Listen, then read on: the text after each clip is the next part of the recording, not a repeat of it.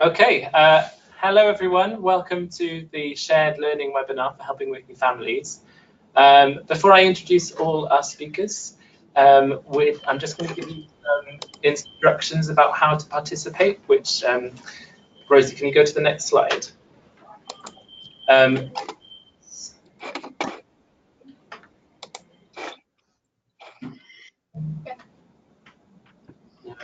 Maybe the next one? Okay, this hasn't updated. Okay, never mind.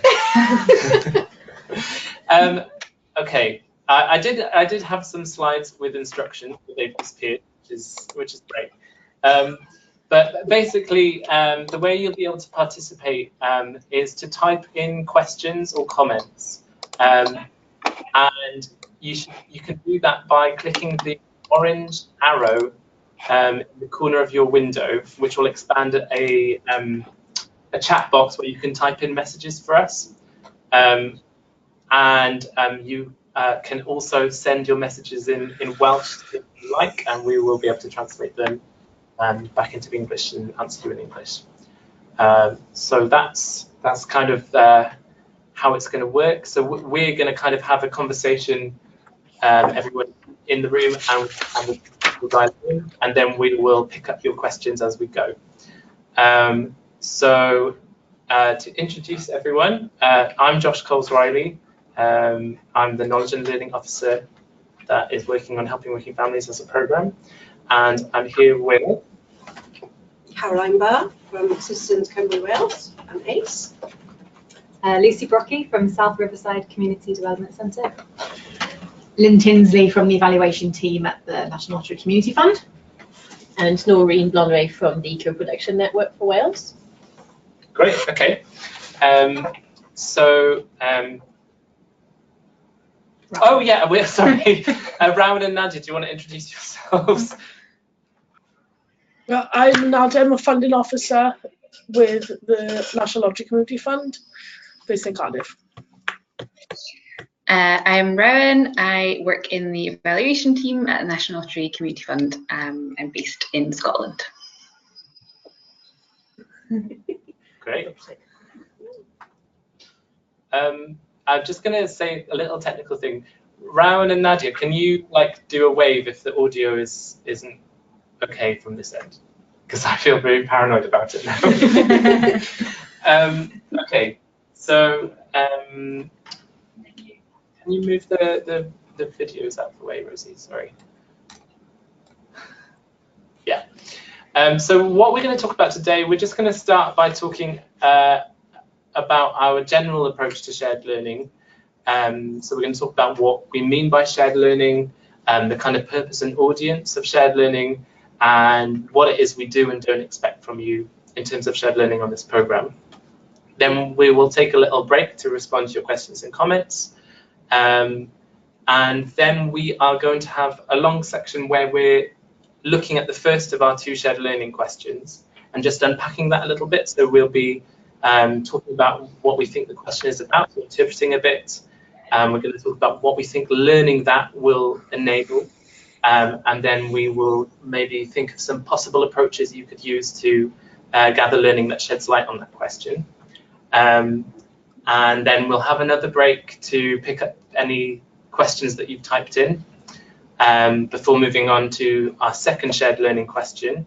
And we're going to do exactly the same thing, interpreting the question, thinking about what learning this might enable, and then talking about some possible approaches. We'll stop again to answer any questions you have left, and then we'll move on to the kind of next steps. Cool, okay. So in terms of, I'm going to talk about what we mean by shared learning. So I think I've said this to you all quite a few times, but on Helping Working Families as a programme, we were kind of envisaging two levels of learning. So your individual project evaluations, and then some shared learning across the programme that we were going to ask you all to contribute to as grant holders.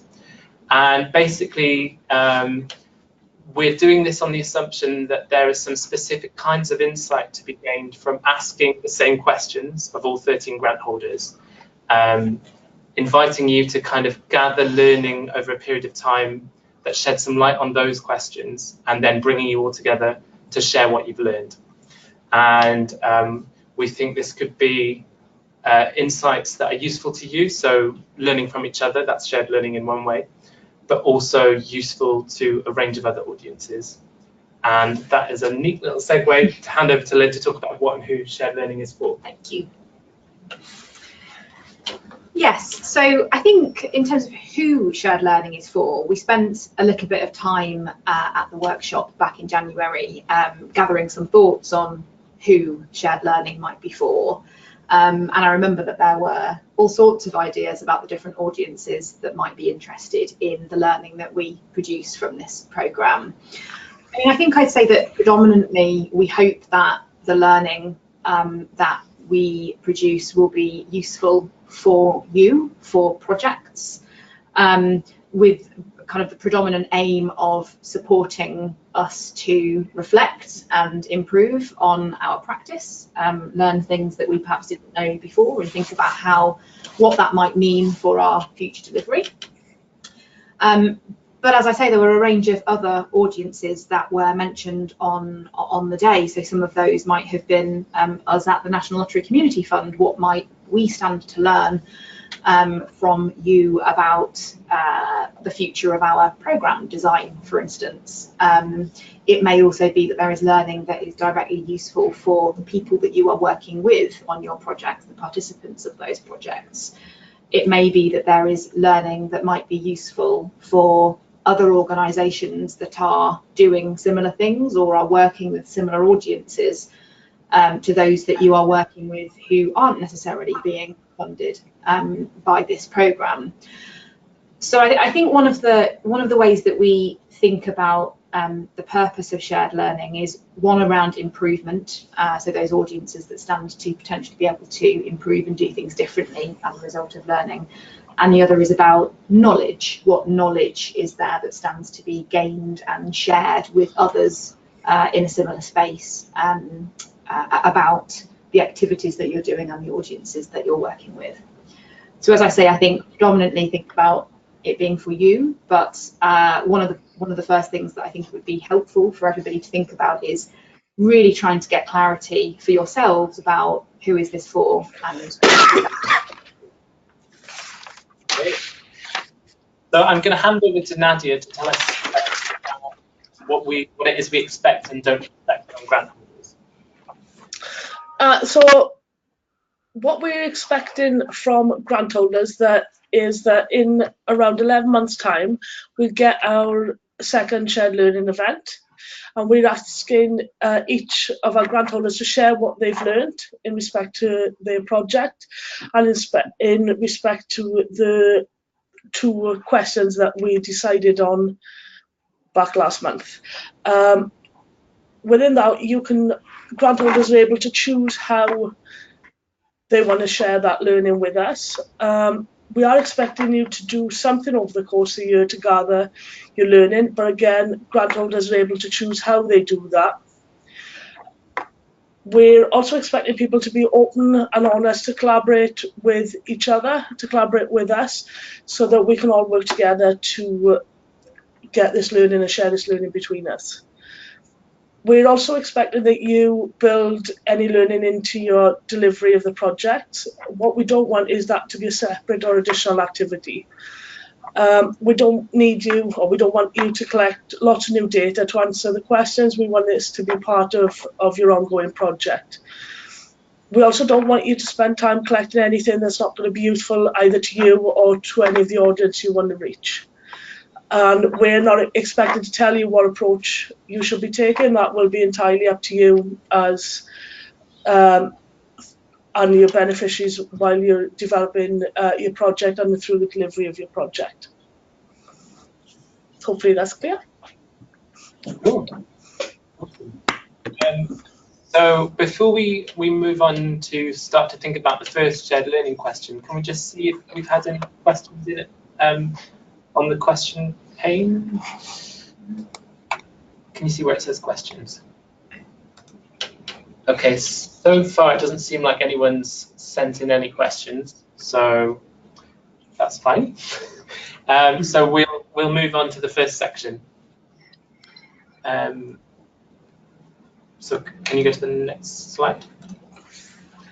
Okay, so the first of the shared learning questions that we decided on in January is, what are the challenges faced by people in work poverty, and what resources do they have to overcome these challenges?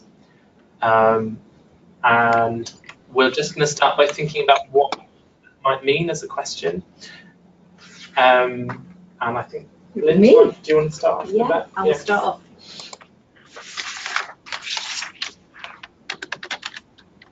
So on the day, we had a fairly brief session at the end of the day at the workshop where we started to try to unpick what these two questions mean and how we might go about approaching them.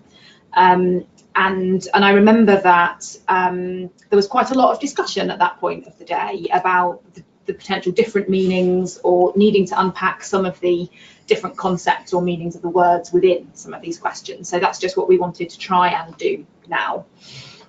So, I mean, without wanting to state the obvious, in broad terms, obviously this question is about in-work poverty, and it's about understanding the experiences of people who are in work poverty.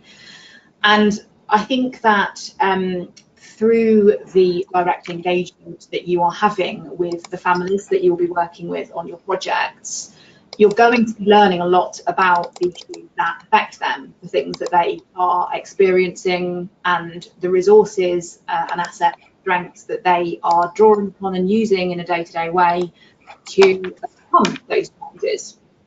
So I think that we anticipate that this learning will be happening quite organically throughout the first year of your projects, by definition, because it is a co-produced project with those people. So I think the way that it's helpful to think about this is that the question, having this as a set shared learning question, invites you to capture those things that you are discovering and learning throughout that first year of your activity in a slightly more planned and structured way than you perhaps would have otherwise. And that's so that we're in a position at the end of the year to share that that we've all gathered throughout the year. So in terms of some of the words within this question, challenges can mean a lot of different things, and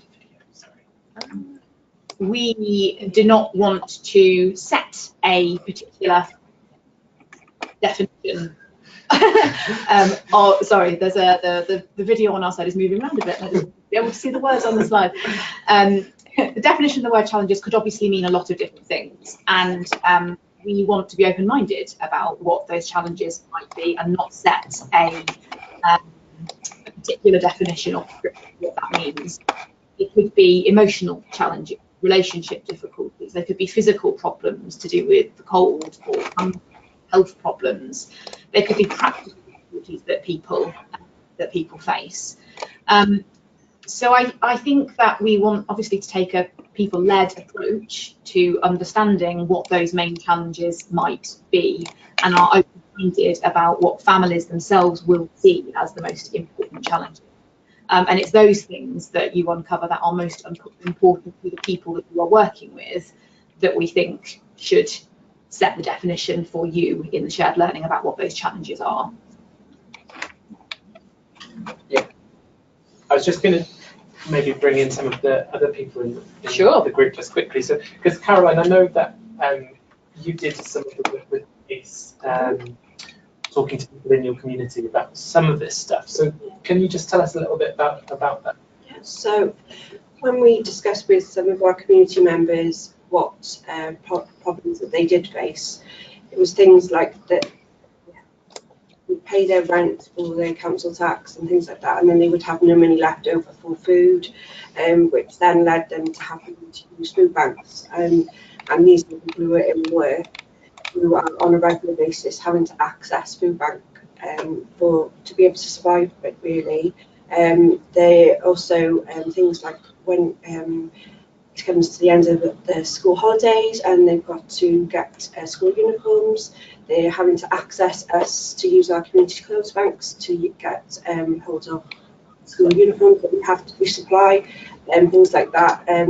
This is people who are in work who cannot afford to be able to buy these things for their families. Thanks, Caroline. So I think I just wanted to draw that out because I think a lot of you already have learned a lot about the challenges faced by people living in inward poverty through the engagement that you did, maybe that you do anyway in your general work, but also some of you did some of that stuff as part of your application to this funding program. So you'll have knowledge to build on and sort of add to throughout the year as you spend more in-depth time with families.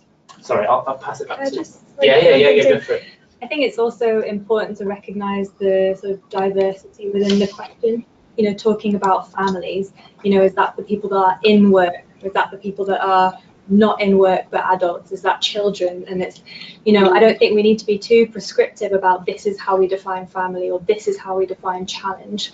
I think that conversation will be really interesting at the end when we have that shared learning, because different partners will have interacted with slightly different groups, and that's where the shared learning comes in as well, because collectively, hopefully, we end up with a sort of bigger picture and we start to see some of those nuances or differences between different family members or different ethnic groups or different, we start to get a bigger picture. I think that's some of the value, and it's not saying that we need to know exactly how we define each term, like we can embrace the diversity within that.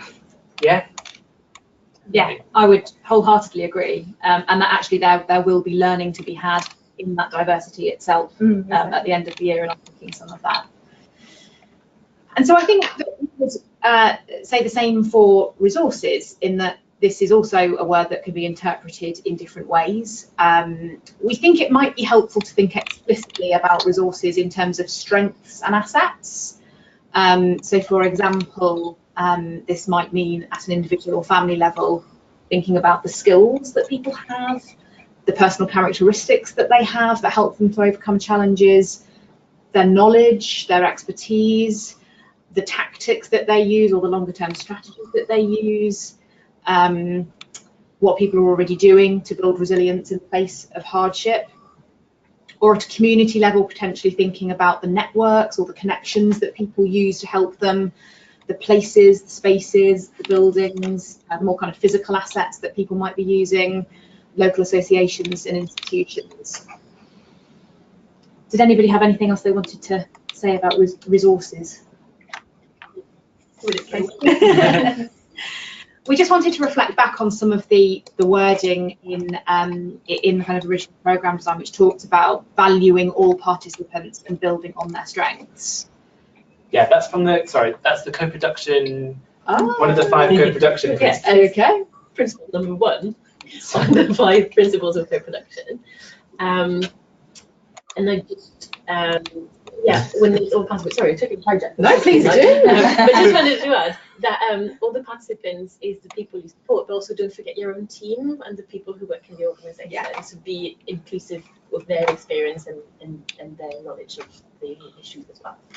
Yeah, and I think we were sort of thinking that given that the programme is all about co-production, and this is a core value of the co-production process, that again, there's I suppose an assumption built in that you will be finding things out and building on people's strengths throughout the course of the co-production process. So again, we anticipate that these would be things that you will be learning about anyway, and again, potentially thinking about capturing those things in a more kind of structured way so that we can all report back on them at the end. Yeah. So we're going to think now about why it might be useful to learn this, or what learning the answer to this question could be useful for. And we're going to hand over to Rowan, I believe. This bit. Great.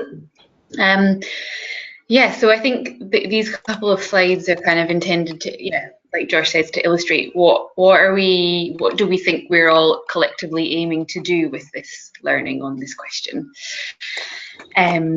So first of all, kind of linking back to what Lynn was saying at the beginning about the audiences for the shared learning, I think, yeah, we hope it will be directly useful for you in the development of your projects. And I mean, like it says on the slide, without understanding the challenges and the resources that families have, it would be difficult probably to do the work. So I suppose that links also back to the idea that hopefully this is part and parcel of what you'd be doing anyway, and information you'd be gathering anyway. Within that, we think there might be like different projects might potentially have different specific benefits that they're looking for from the learning around this question, and that's very much for you to obviously to decide. And so I think, yeah, it's just a kind of yeah, prompt to think about what your purposes are and who your audiences are, what's a priority for you. And then the idea being that once you're clear on that, or indeed if you're already clear on that, that then really helps to guide how you want to go about collecting this kind of information. I think once you have that clarity on purpose and audience, I find anyway, it makes it a lot easier to think about, okay, what would be an appropriate way to go about collecting that kind of insight. Yeah, so thinking about, you know, why and for whom you're collecting it really. And then this next slide is kind of going into a bit more detail about specifically the actual kind of specific learning points, I suppose, that might come out from under this question. So what we were just saying there about seeing that bigger picture, I think relates to this first point about learning about the differences between families in terms of challenges and resources. I think it's probably also about commonalities as well, and that comes out a bit more in some of the further bullet points about sort of seeing where you know, there's maybe similar challenges and resources, and also the idea of kind of people feeling that they're not alone in that, both in terms of practitioners and in terms of families, and maybe kind of being able to seek some kind of mutual support from that, or inspiration, and or kind of see that they have some kind of collective strength, I suppose, in terms of getting together around commonalities or indeed differences. I think that second point as well that's there about testing assumptions is really interesting, because I suppose that's the testing the assumptions specifically about the asset-based approach that you're all taking in these projects. So I suppose focusing on the resources part of the question will help us to understand that better, and really, yeah, just have a better handle on what are all the strengths that might be there, tapped or untapped at the moment. But then I suppose on the flip side as well, about the reality of the challenges that people are facing. So really just a better understanding about that viability of the asset-based approach. And then that's all the kind of stuff about the learning for your project and its participants. But just that bit at the bottom there is again kind of, I suppose, a nod to the other potential uses and audiences. So as we've said earlier, we think some of this could be really useful for other organisations who want to tackle poverty, for us at the fund as well. No doubt be very useful for us in terms of developing future funding programmes, or iterating this one as we go along, and then also more broadly about informing policy. Okay, so I'm going to talk then about just to suggest some possible ways you could think about answering this question. And again, as we've kind of been highlighting, the approach you take should be guided by how you want to use that. Something that we're really encouraging you to do is to consider how you can capture learning for this question through the activity that you'll already be doing in year one. So building it into what you're already doing. So just as an example, if some of you are taking like a more explicitly asset-based community development approach, you might be doing things in year one, such as doing an asset map with families as part of your co-production process. And the results of this activity would be learning about people's resources. So you'd be able to share that as part of your contribution to the answer to this question. And similarly, you will probably at some point in your process of engagement with families be talking to them directly about the issues that affect them. And again, the results of these conversations could be included as learning about the challenges that people face. So Lynn, you probably wanted to say something about ethics and GDPR, didn't you? Yes. Because I don't. Yeah, I suppose we were talking about this quite a bit, weren't we? About how, yes, I suppose there may be some new primary research activities that you want to do, but ideally we hope that there will be plenty of existing activity that you can draw on. And that just made me think from a research perspective about just making sure that from an ethical point of view, I put my research ethics hat on, which I have to do from time to time, we just make sure that any activity that we are doing that we intend to use for the purpose of learning, we intend to be kind of aggregating into any reporting and sharing and feeding back, just that we make sure that the people that we are doing that learning with and that we are gathering that insight from are aware and in an informed way are participating in that process, which I'm sure that everybody would do anyway. I just didn't want to be providing guidance about something that was, encouraging us to step into a place where that might not be so ethical. And so it's just about making sure that people are informed and aware and 100% on board with what you're going to be using that kind of gathering of learning for. Yeah. Cool. So yeah, as we were saying, kind of there's a lot that you'll be able to build into the delivery of your activity, and that a lot of your activity will naturally lend itself to teaching you about these things. You may decide that you want to go into more depth than that and undertake some additional activities to build your learning for this question. And I think that that's a decision that you should make together with your participants. And it should be based on what it is you want to use learning this for. So in terms of any additional activity that you could do, because this question is broadly addressing people's experiences of in-work poverty, there's lots of different approaches that you could use that are about giving people a voice or enabling them to tell their stories. Following on from that, it's important to think about how you can involve families themselves in deciding which of these approaches to use. So to kind of talk to them about what is the story they want to tell and how they want to tell it and what they want to use that storytelling for.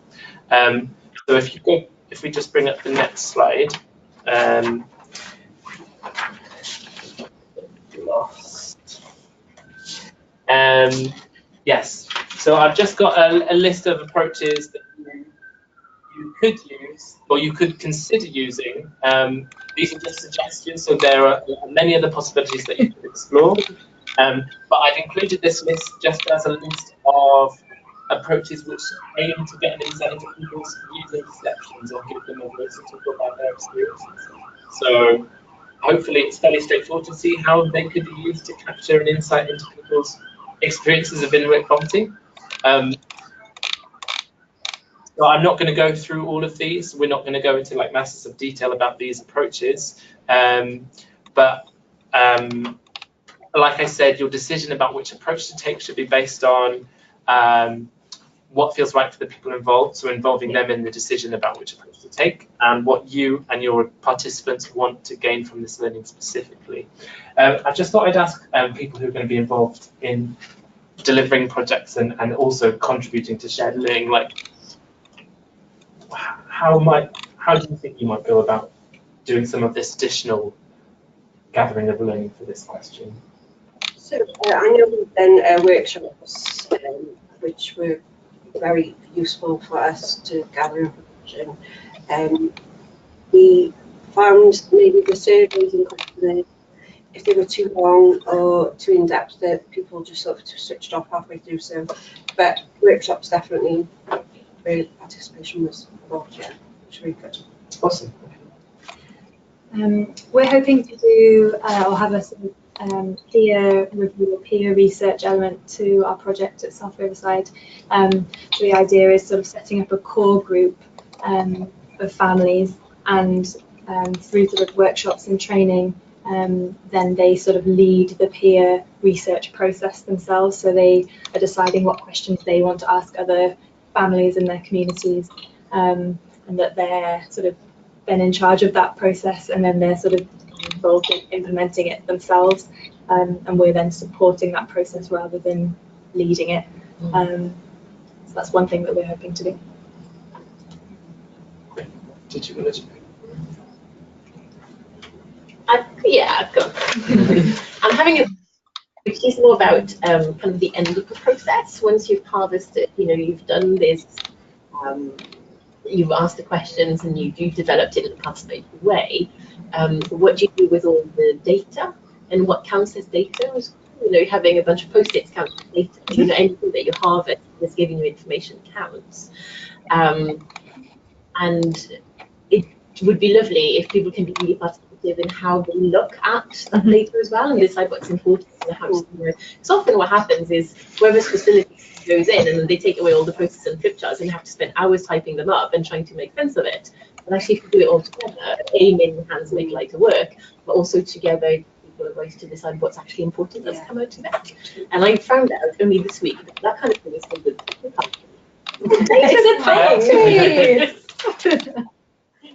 Great, so some really good ideas already. Yeah. So let's just see if we've had any questions in. Oh, it doesn't look like we have. Okay. Give people a moment just in case. Yeah. I'm just gonna just as a test. Hang on. What happens if you click attendees? Does it expand it?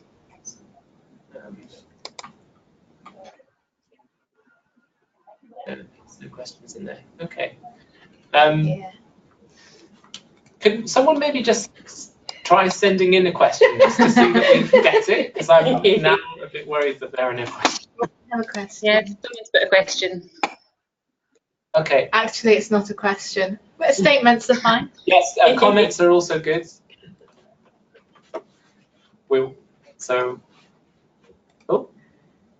More learning from some of our past work. Okay, so we're hearing from Fiona from Citizens. How was your lunch? Oh, we're getting lots coming in now. Okay.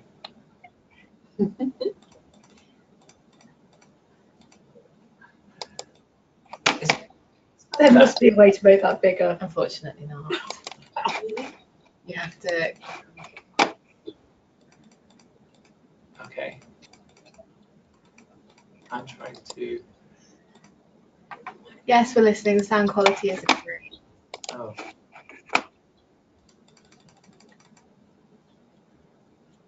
Where's Fiona's question?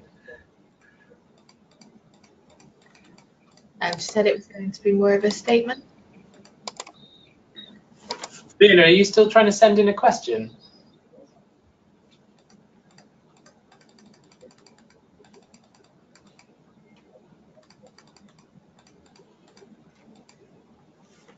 Rowan, can you hear us okay? Yeah. Okay. If anyone wants to, we'll keep monitoring. We're receiving comments, so clearly it's, Yeah, okay, we'll pick up on the keep sending your questions and we will. Okay. From our work with BME communities, we know it's important to go to where the communities are rather than inviting them to us. So if we want to conduct research, find places our communities already come together. Okay. Does someone want to repeat that back? Repeat that. Yeah. Yeah, it's from past experience. Who sent? That was Fiona from Citizens. Fiona, okay. So from past experience working with BME communities, finding that actually we need to go and meet people where they are and where they already gather, and so that's going to be important in the research process. It's not expect people to come to us, but go and find them in the spaces they're comfortable in. Mm-hmm. Great. Okay. So we are going to move to the next of the two shared learning questions, which is what do we now know about families and the co-production of learning? What works and doesn't work? And I believe that Rowan is going to talk about interpreting the question. Yeah, So this question is, again, without wanting to state the obvious, it's about co-production. And I think it's about the practice of co-production, so actually doing co-production, and your experiences of that, and other people's experiences of that, people who you work with. So in the way that the question's worded, so sort of what do we know now, bit I think does imply that kind of looking back sort of perspective. So like I quite like the question that we put here on the slide, you know, imagining yourself at the end of the first year with the benefit of hindsight, what would you do in the same way again, and what would you do differently? I think that's quite a practical way to think about some of the learning that might come out around this question. And I think, yeah, it invites you to talk about the good stuff and the not so good stuff, and to, you know, to openly share about that. And yeah, I think that's the kind of what's the intention behind the question. It's that kind of honest and open reflection.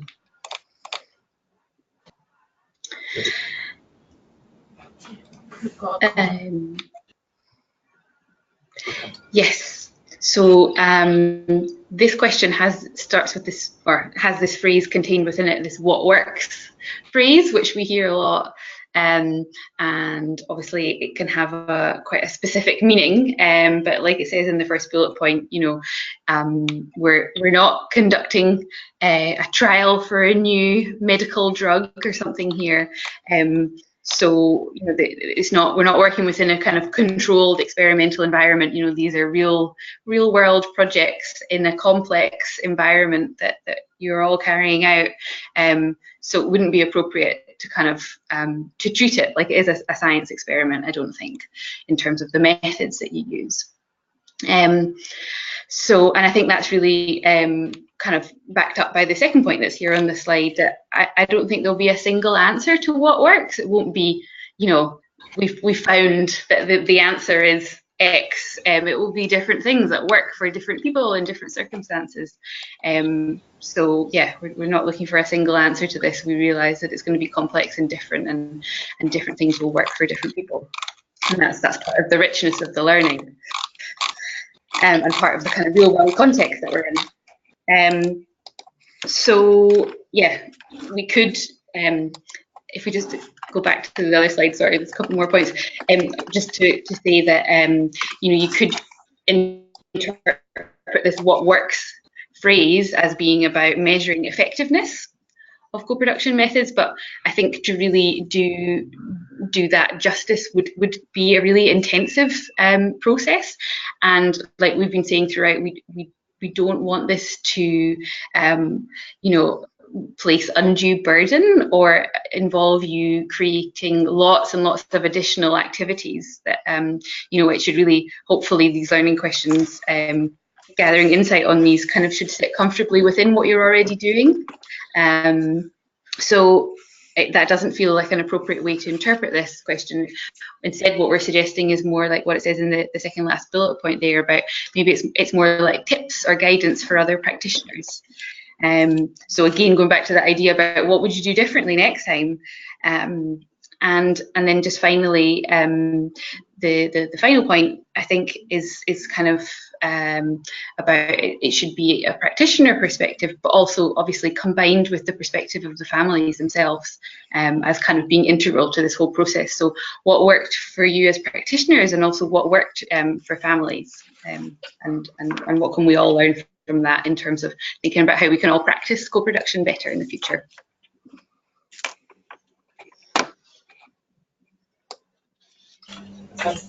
Yes, so Lynn is going to just talk us through some learning this way. We're going to pick up the comments and questions at the end of this. But do you want to add anything to what Rowan was just saying, Laurie? Because I know I've heard you talk a lot about how co-production is messy, and that's okay. It's complex, it's messy, it's not a linear process, and that's okay. Definitely. So yeah. Yeah. What Lynn said. Yeah, you might find that things don't go at all how you expected, and I think when with co-production and complexity, you can't plan too much upfront, but you get to plan a little bit. You know what you're doing. It's about creating of a container to kind of invite people in and have conversations. But the reality is you'll have to do some planning and putting some, key stages and that kind of thing. But make sure you allow enough space to let the unexpected emerge. So don't try and nail everything down right from the start. Actually leave it a bit open so that, there might be stuff you didn't even think about might happen or might come up. That comes up, and it's nice to be able to use that as well. So don't narrow the field of vision right at the start. And also wanted to emphasize really that what works, that self-reflective process is so important, what works for us as practitioners, because that's a huge part of the learning that's useful for other practitioners. So it's great to know from the families and the people who support what worked for them and what could be different or better next year, and how it's going for them in terms of delivering an amazing service. Also in terms of your learnings of what you could do, what was hard, what was like, we did it this way and oh my God, I never want to go through this again kind of thing. But also, this was amazing, it was really fun and we got so much out of it. That's really important learning. For yourself to do it again or not, or change it, but also to share with other people who are trying to do this kind of production work that you were all trying to do. Well, thank you. So again, just thinking about what might answering this question and what might this learning enable at the end of the year. So, well, throughout the year. So we think there are, again, there are all sorts of opportunities, and these are just some suggestions that we were thinking about, but we would encourage everybody to think about this for themselves and to make your own decisions about what your priorities are for this learning. Some suggestions would be that there are various things for your project and for your participants of your project. So as an example, everybody who is involved in working on your project will be, to an extent, learning by doing, like Noreen was just saying. Some things will absolutely be planned, but some things won't be. And having some way of recording that learning as they do learn by doing will mean that it can be shared and others can learn from it, rather than it just kind of living in people's heads. It might mean that you learn things that enable improvement to the co-production approaches that you use by finding out from your kids what they like and what they value. Some things, I guess, are likely to work better than others for different audiences in different circumstances. So that might guide some of your kind of ongoing approaches to how you build co-production in. You might learn things about the appropriate times or points in the process when co-production is most valuable and most useful. Obviously, our aspiration would always be that everything is co-produced all of the time, but as I understand it, it's okay to say that actually certain points in the process and certain points in time are most meaningful to engage people in co-production. So we might learn things about that. I think we've talked about approaches and methods. You might learn things about how to initially engage people in the co-production process. That first year of activity, quite a lot of it might be about how do we talk to people about co-production, and how do we get them to engage with it and want to participate in that with us? What are the barriers that we need to overcome?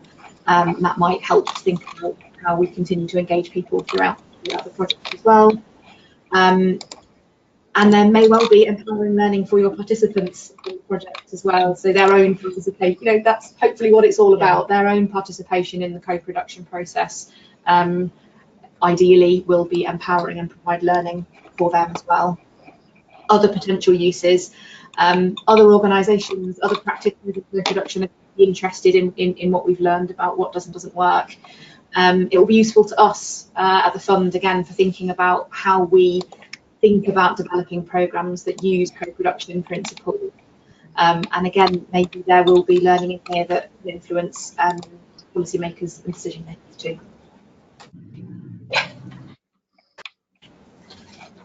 So again, in terms of answering the question, in terms of choosing an approach, base that on what it is you want to use the learning for. So which of those or other possibilities that you prioritise. We've talked already about a way you could interpret the question as being about measuring the effectiveness of your co-production methods. And if you wanted to go down that route, you could try and do something try and create an objective way to measure whether what you're doing is working or not working. And that would be a kind of performance indicators route. As with any approach, that your decision about whether you do that should be based on what you're trying to get from it. So why is it that having that kind of objective measure is useful to you? So we're saying you can still do this if that's what is useful to you as an organisation, but please don't do it on the basis that you think that that's the kind of thing we at the fund are expecting from you. And just to add to that, a sort of that kind of measure would only tell us so much. So it might be able to tell us the extent to which something is effective, but we might be more interested in how and why that thing was effective. And just getting a performance measure by itself isn't going to tell us that. So probably the simplest way to find out what's working and not working about your delivery of co-production is to ask the people involved, or otherwise create a way for them to tell you. And as with the other question, a lot of this you can build into the delivery of what you're doing anyway. So you can build into your co-production activity ways to get people's feedback about that activity, and also structured processes of reflection for your practitioners to record how they felt it's gone. And if you want to, again, based on what it is you want to use the learning for, you can also put things in place at other points in order to enable people to think about what worked and didn't work in a more retrospective way or a more summary way. And as we've said before, this is also a decision that you should share with your participants, so involve them in deciding how you're all going to capture learning together about what works and doesn't work about this amazing process that you're all involved in. So if we just go to the next slide, I've just sort of captured that in a bit of a table thing. So there are things that you can do at the time with participants to build feedback from them into your co-production activity. You'll have your own senses about some of these you might have used before, some of them you might not have done before. And with all of the things that are trying to get insight from participants, I think it's important to think about what kind of experience that creates for participants. So what is it like to provide this information? How does that change their participation in that event? And how can you make an empowering experience for them?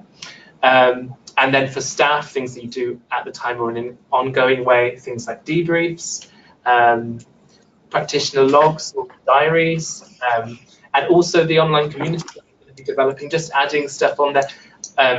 I noticed that that's one of the things people have already said they want to use it for, is to share stuff about what's working and not working, so that what you'd be adding to that Slack channel would be learning for this question.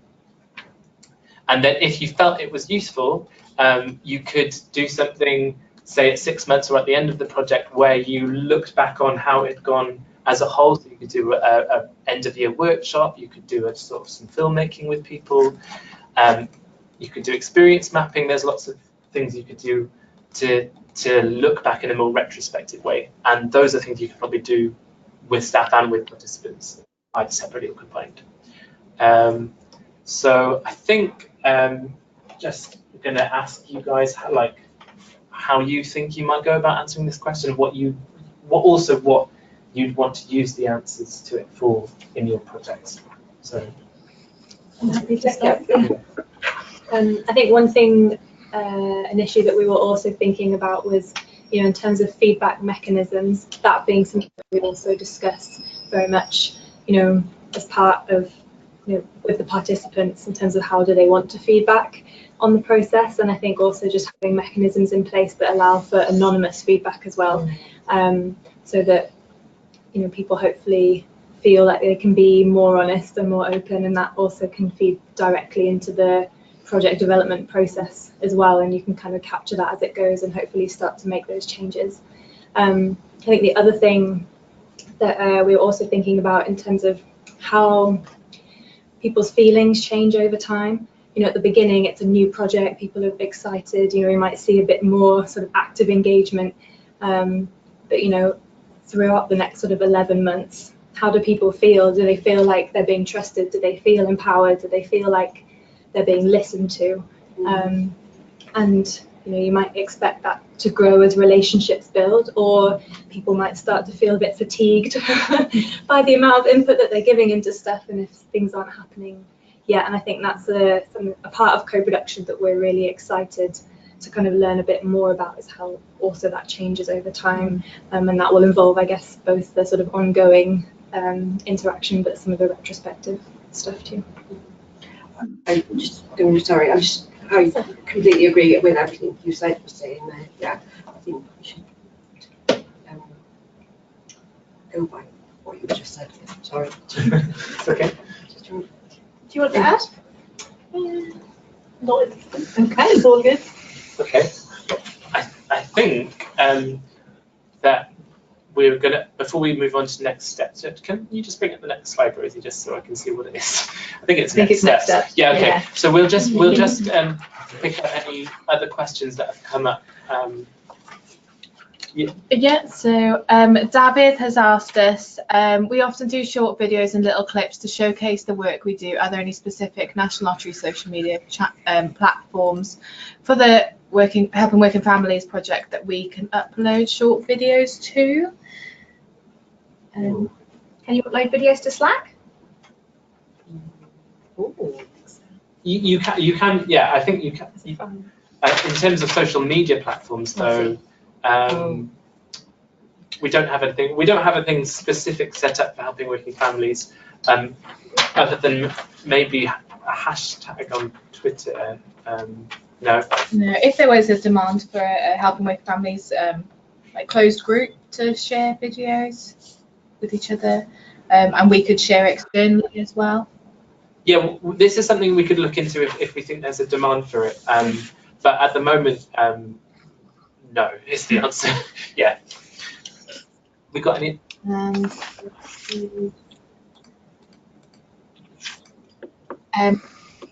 Liz has asked us, to ensure that learning has a positive impact in the much longer term, has the National Lottery started, even at this early stage, to think about legacy? For example, tips and pointers resource. Do you want me to pick up that one? Yeah.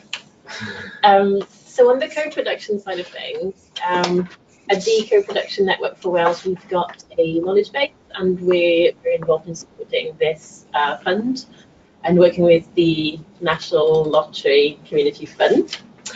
And so it's certainly something that we would put out to the knowledge base, add tips and resources, any toolkits, any shared knowledge that comes out of it. We will be signposting like crazy to it. It'll be so useful for anybody else doing co-production. So certainly, so not so much on the, so not specifically focused on the in-work poverty, but certainly the co-production practice will be,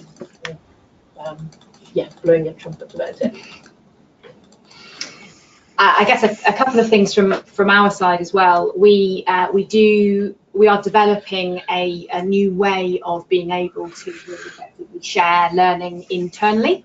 Obviously, we're quite a big organisation. We have colleagues like Rowan in other countries who are working with projects and programmes doing similar kinds of things.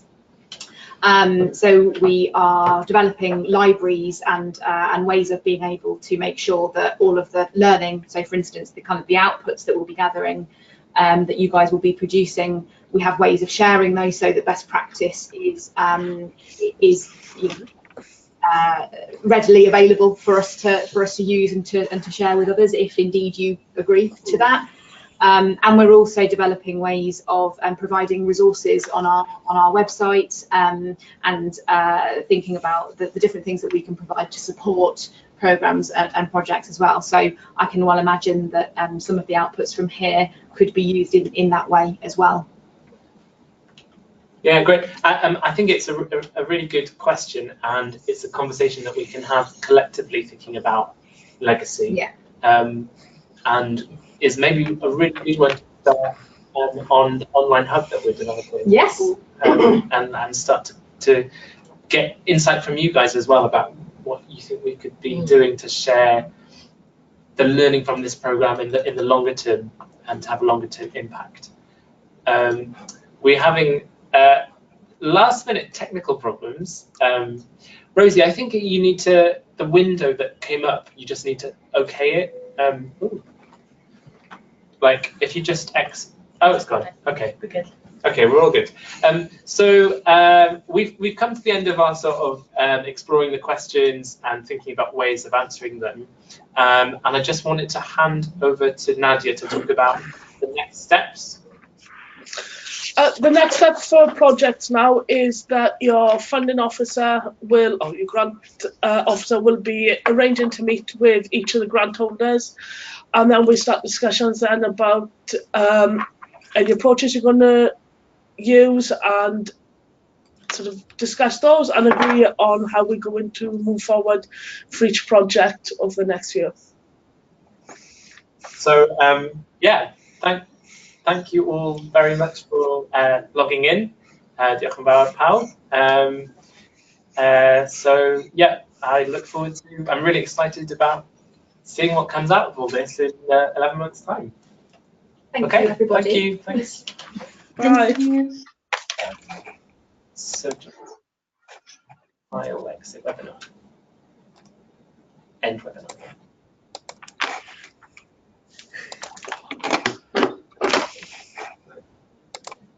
And Yeah.